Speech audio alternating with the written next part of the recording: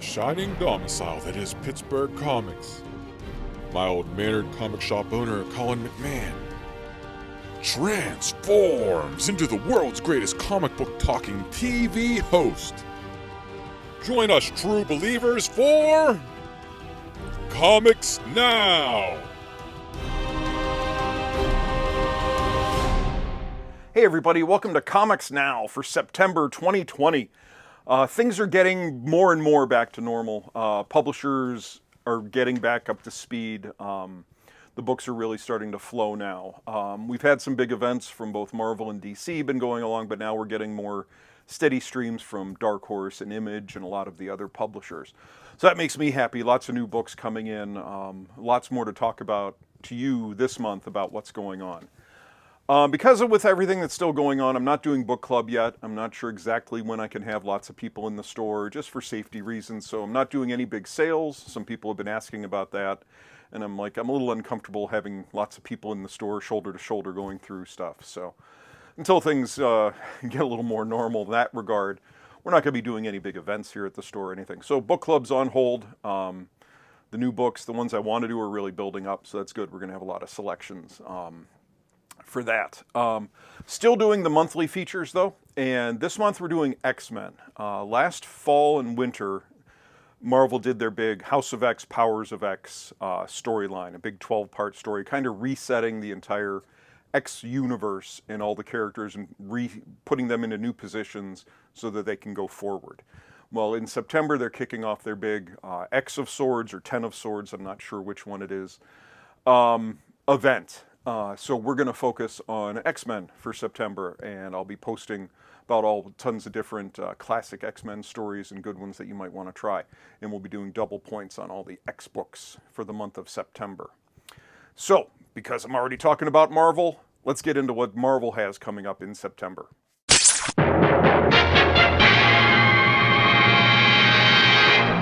So as I said, starting off we have X of Swords, 10 of Swords. Apocalypse has had this plan in place for a long time, and he's finally decided to release it. And it's dealing with all the X-Men characters and these swords and power plays, and it's a big mega event. I believe it's 24 parts going through a couple months of books. It's going to touch on all the different X books. There's a couple preludes. There's a couple standalone one-shots. So that's what's going on. Let me tell you what's coming in September. So the preludes, we have Excalibur 12, which is Secrets of the Book. Apocalypse must survive long enough to begin the ritual that he has waited for eons. And then X-Men 12 is The Summoning Begins. So those are the preludes to the event. And then it officially kicks off with X of Swords Creation, Chapter 1. Real simple explanations on these. Just a tower, a mission, a gathering of armies. Chapter 2 is in X Factor number 4, which is Death and Rebirth, Corruption, and a Dark Discovery. There's also an X of Swords handbook that they're coming out with in September, and that's to get you up to speed on all the characters and players that are going to be in this. There's some you might not be that familiar with, so this is a good opportunity to learn who they are. It's an all-new collection of profiles that will bring you up to date on Apocalypse, Wolverine, Magik, and Megan just in time for X of Swords. And then they're doing a bunch of their dollar books, and these are all going to be focused on X-Men. So the books that are coming out are going to be introducing first appearances of Mr. Sinister, Wild Child, Nanny and Orphan Maker, Empath, Scalp Hunter, Havoc, Cypher, Soul Sword, Magik, and Saturnine. Now, so if you don't know who these characters are, it's just a nice, real easy dollar reprint of some classic X books, which are always fun and neat to have. But it's not all X-Men in September. Believe it or not, we have a new Iron Man #1 coming. And this is by Christopher Cantwell, who started off writing, the big thing he did was *Halt and Catch Fire*, a TV series that I've only seen season 1, but it was really, really good. He's also currently writing Doctor Doom right now, and it really, really well received. So he's kicking off a new Iron Man series after the events of Iron Man 2020 have wrapped up. Iron Man wants to get back to basics. He wants to get back into the actual iron suit and not some fancy nanobite thing, and he's getting back to basics, but of course we all know that's not going to go well. Also coming along with Iron Man is they're doing a facsimile edition of Tales of Suspense 39, which is his first appearance. Most of us don't have the thousands of dollars to get that issue, so this is a neat way to have the actual first appearance of Iron Man. Sins Rising continues in Amazing Spider-Man 48, And then 49 is their big spectacular, because 49, when you add everything together, it comes to issue 850. And in this issue, Green Goblin returns. That's the big thing going on with that. Also, as part of Sins Rising, they're doing a one-shot special, The Sins of Norman Osborn, who right now is the head of Ravencroft, which is basically Marvel's version of Arkham Asylum. And somehow he got to be the head of that, but apparently things aren't going well, and he's coming back as the Goblin. So, a new book. They're having some fun. They got a license. It's The Rise of Ultraman. Kaiju, the giant creatures, are terrorizing the world, and Ultraman is on the task.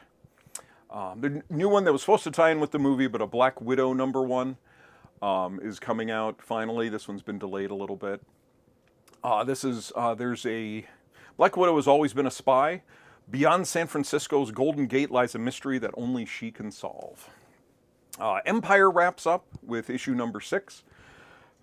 Time can only be there can only be one king of space, and it's the last liege standing. So we'll see who ends up being king of space, whether it's still Hulkling or I forget who the bad guys are, but yeah.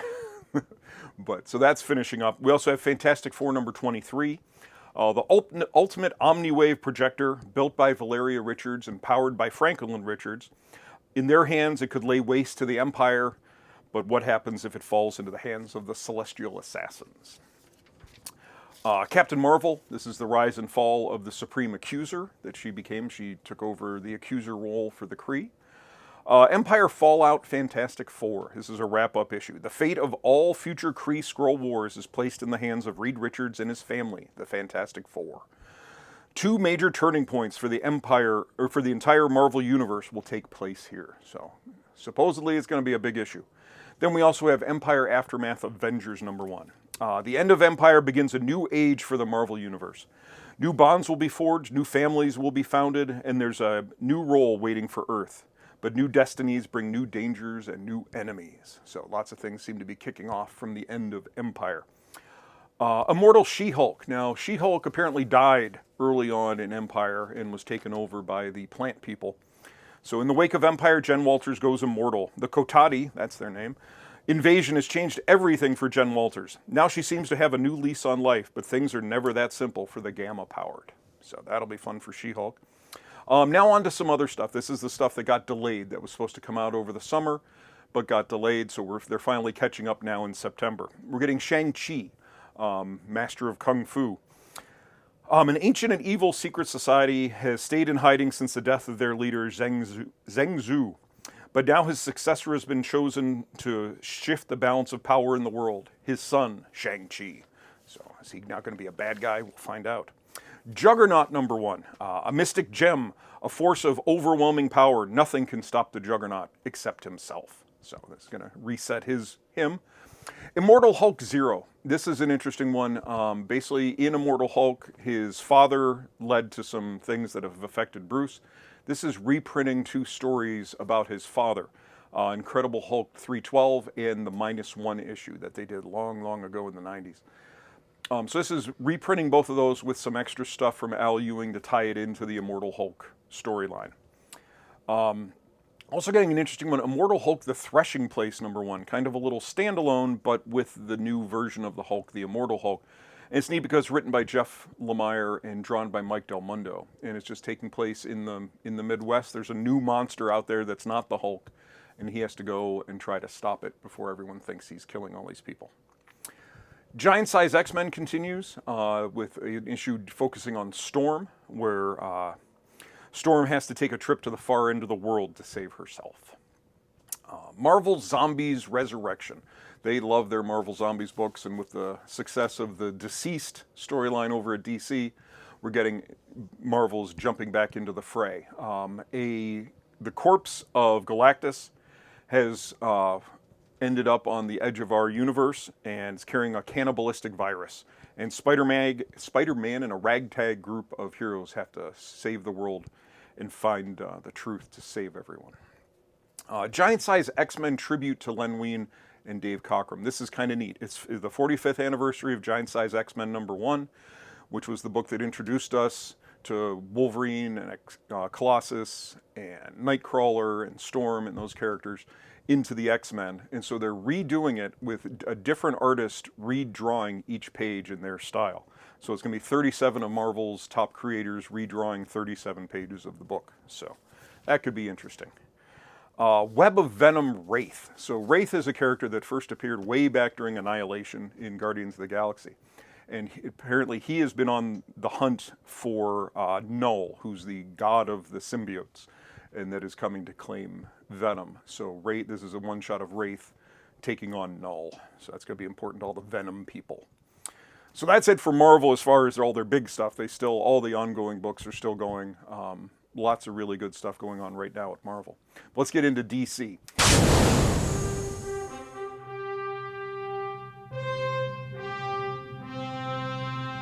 Now DC, we're still in the middle of Deceased, and we're in the middle of Dark Knight's Metal.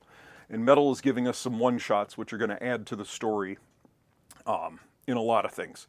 So the first one is Trinity Crisis. Now that Superman has been freed, Superman, Batman, and Wonder Woman, the Trinity, are back.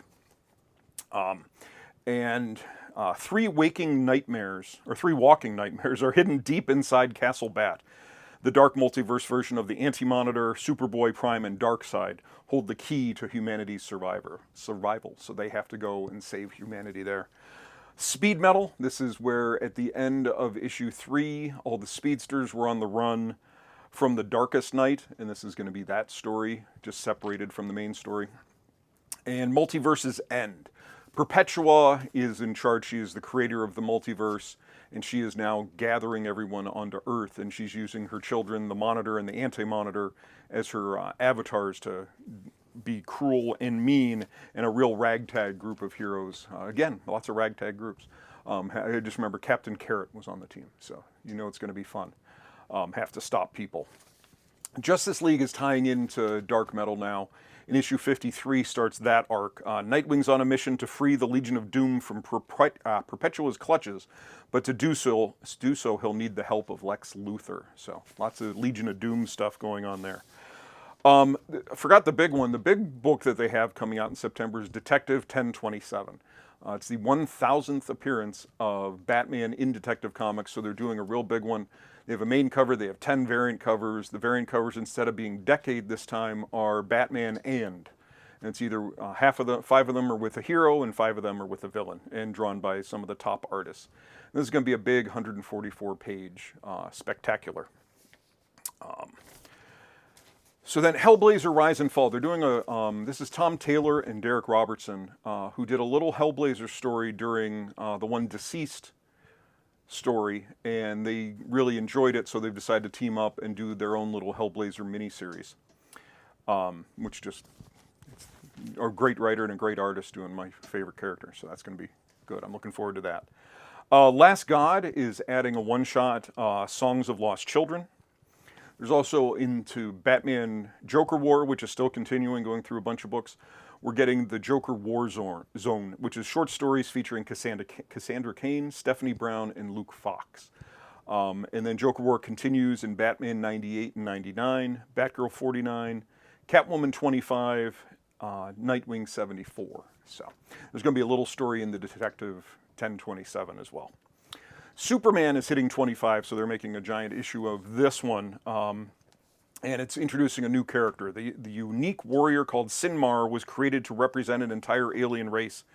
As the antithesis of everything Superman stands for, Sinmar launches his aggression towards Earth to destroy the Man of Steel and every being on the planet. So a big knockdown, drag-out fight issue. Batman Superman Annual is bringing back Mr. Mxyzptlk and Batmite, so hijinks will ensue. And there's a Justice League Annual where there's been a murder in the Hall of Justice, and the Justice League has to use all their skills to solve it, because you do have Batman as the greatest detective, and you got Barry Allen, who's a crime scene analyst, and you have Green Lantern, who's a policeman, so it's a good team to try to solve a mystery. And Legion of Superheroes number 9 is an interesting one, where it's the trial of the Legion, and they've been found guilty, and now they have to prove themselves innocent. There's another one where it's a 22-page issue, and each page is drawn by a different artist. So 22 different artists on that. Okay, that's it for those guys. Now we'll get into some of the second tier of publishers.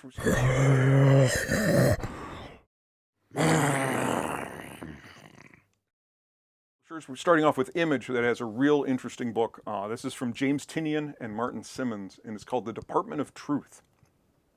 Cole Turner has studied conspiracy theories all his life, but he isn't prepared for what happens when he discovers that all of them are true. From the JFK assassination to the flat earth theory to reptilian shapeshifters. One organization has been covering them up for generations. What is the deep, dark secret behind the Department of Truth? So that should be fun. Nice conspiracy theorist thing for this day and age. Stillwater, this is by Chip Zdarsky and Ramon Perez. There's a town where no one dies. And it's not a promise, it's a threat. No one in this town can die. And what happens when someone shows up from out of town and discovers this.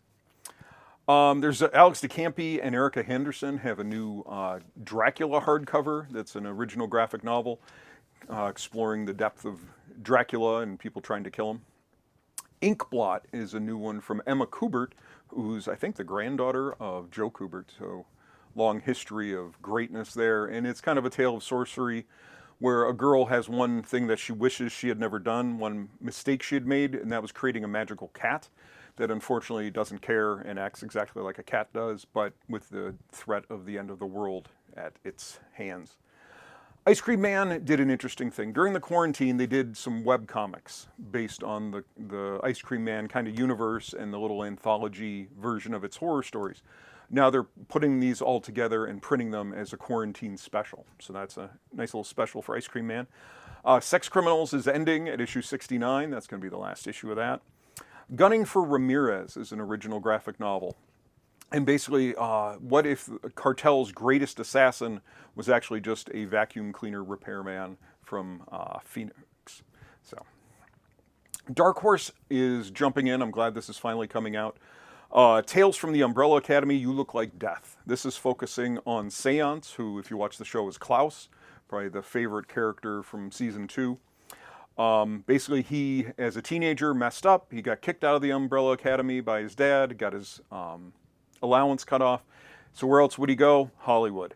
So with his unique gifts of being able to talk to the dead, he's out in Hollywood, living the life, getting in with the drug culture and all sorts of things, and what happens when he gets in trouble and his family isn't there to save him.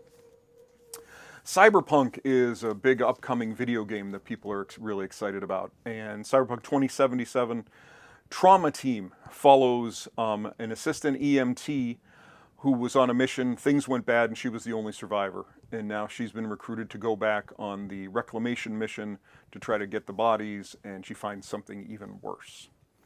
Stranger Things is continuing with Science Camp. If you remember in, I think, season 3, Dustin went away to science camp, and that's where he was singing with his girlfriend.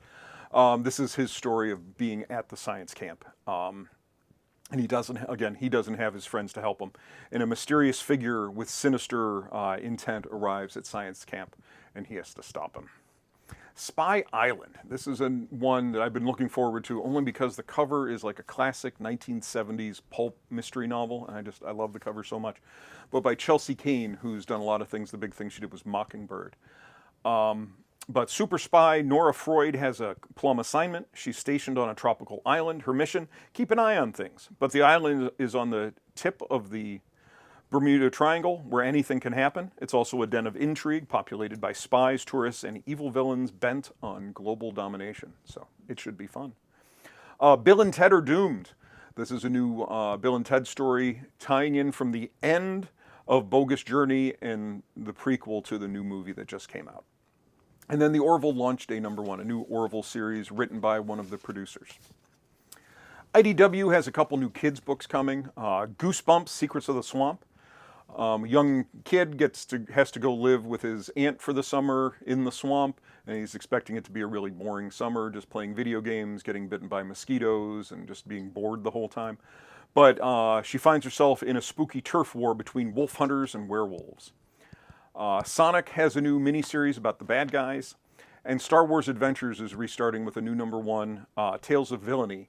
And each book is going to have 2 stories. The first one is Rey and Finn on a mission, and the second story is a Darth Vader one for the first one.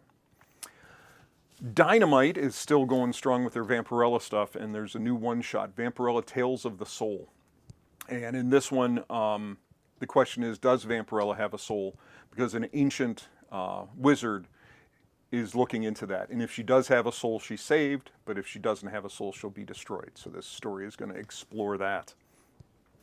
Boom has a big one that they've really been pushing. It's by Al Ewing. It's his first non-Marvel book. And it's called We Only Find Them When They're Dead. And basically, this is about a captain of a ship, and they go out and they find these dead gods, and they kind of harvest the bodies for all sorts of stuff that Earth needs to keep going. Meat, minerals, and metal that sustains human life. But he decides to go a little bit further and try to find a live god and see what he can do with that.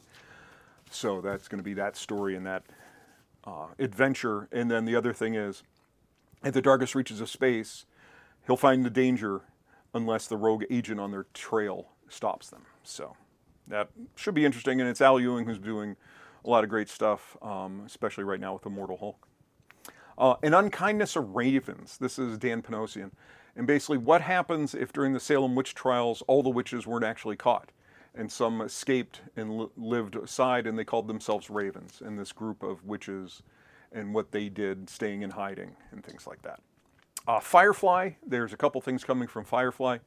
First one is Blue Sun Rising. This is a prior tale when Mal was still a sheriff, and he gets assigned this android partner from this company called Blue Sun, who's going to help him patrol. But unfortunately, the android is very black and white, and all crimes are dealt with very strictly, and he has to try to figure out how to protect his people at the same time as he's policing. There's also Watch How I Soar original graphic novel. And this basically takes place at the time that it's focused on Wash, at the time he's dying. And it's basically his life is flashing before his eyes, and it's some tales, untold tales of his life from growing up and to meeting Zoe. Okay, now we're getting to the back of the book, to all the other interesting stuff. First one I'd want to talk about, it's a little offbeat for me, but it's called Kent State, and it's by Derf Backderf. And he did the book called My Friend Dahmer, about Jeffrey Dahmer, that was made into a movie. I've sold a ton of this, and people really like it. And this is basically him with Kent State. And he went in, he interviewed the families of the 4 students that were killed, and it's basically a story of them and the entire situation that was going on that day back in the 70s. So it should be really good. I'm looking forward to this, and I think it's going to do really well. Action Lab has one called Carmine. I just like the summary on this. It's a story about family and survival, hard, unpopular choices, the kind we wouldn't want to examine too closely, a fantasy tale of responsibility. So that sounds good. Aftershock has a couple neat ones. The first one's Lonely Receiver. Basically, Katrine, a lonely video producer, buys an artificial intelligence partner that's meant to bond for life. After 10 years, the holographic wife suddenly disconnects without warning, sending Katrine into the point of insanity. Miles to Go is one about a girl who's a newly single mom, and when she grew up, she had a penchant for killing people, but she hasn't killed anyone since she was 13.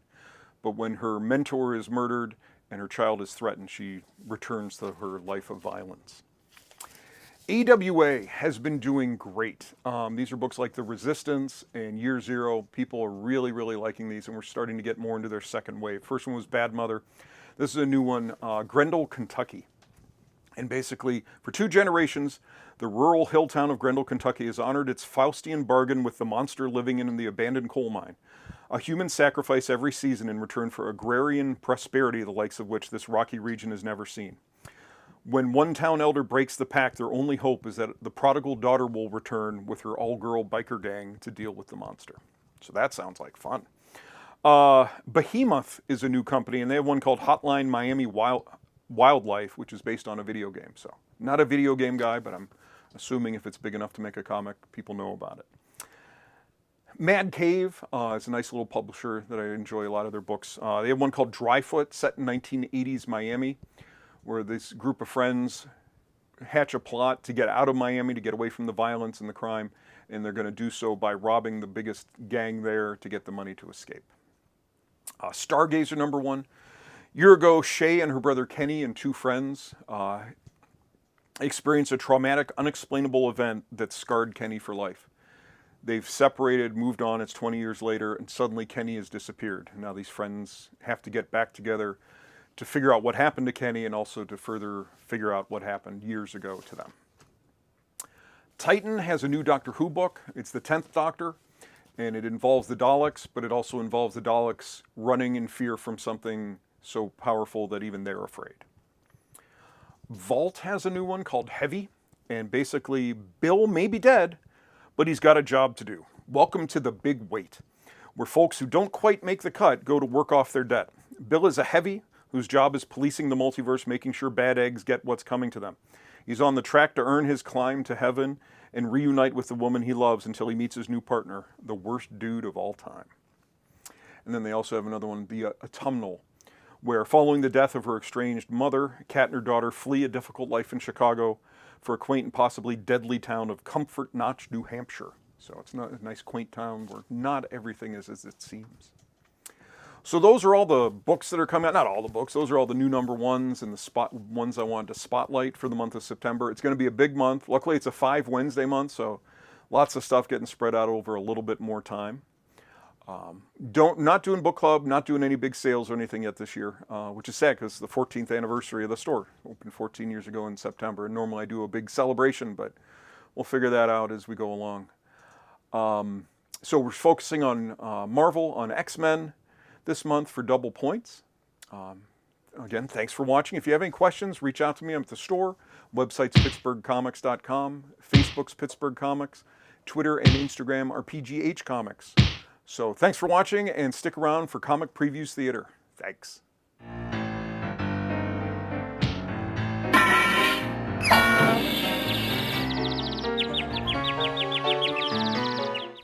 Some people are afraid of the ocean.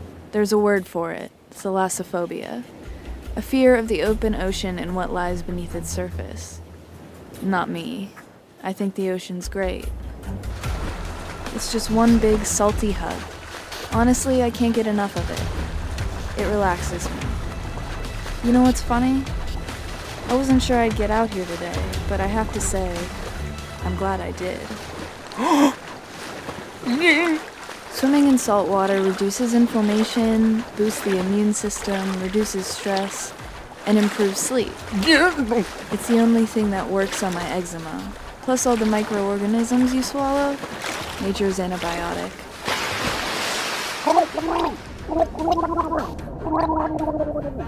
The ocean is full of good stuff.